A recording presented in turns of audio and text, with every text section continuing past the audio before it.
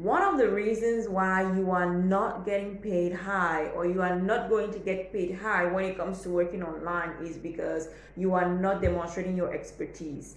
Now, clients online are willing and able to pay you 5,000, 10,000, hundreds of dollars, hundreds of thousands of dollars per project. But that is only if you can prove and demonstrate that you have a specific expertise in the field in which you want to go in.